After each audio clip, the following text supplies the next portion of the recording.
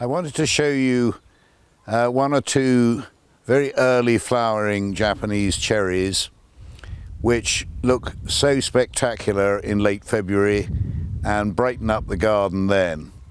They're new introductions to our Burncoose catalogue, and I think many of you still don't know and appreciate them as much as they should be grown and appreciated by all woodland gardeners.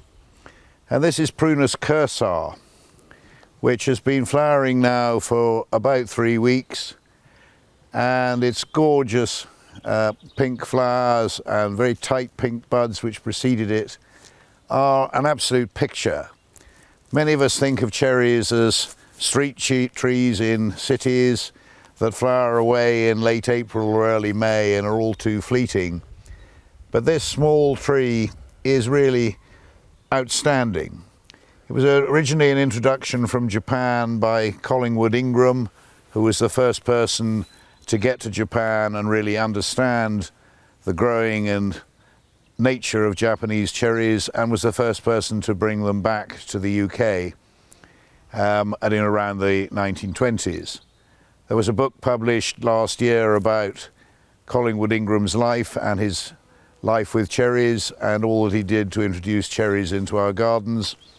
But this one and Prunus Kursar, which is very similar with a slightly different shaped flower, but also pink and very early flowering.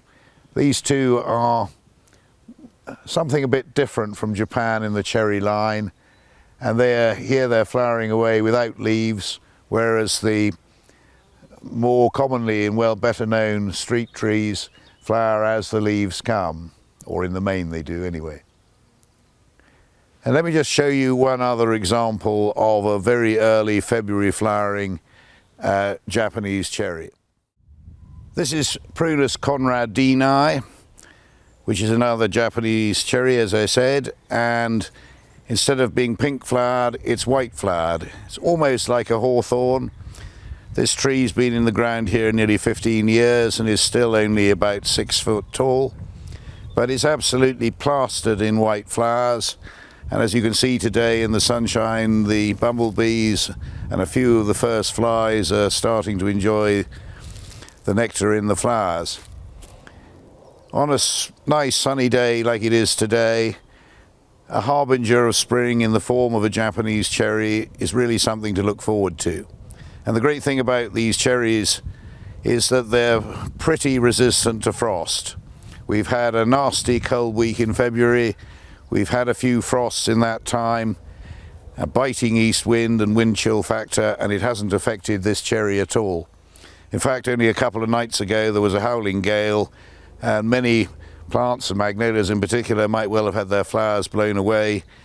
But this beautiful little cherry has stood up to it all and is looking absolutely perfect today.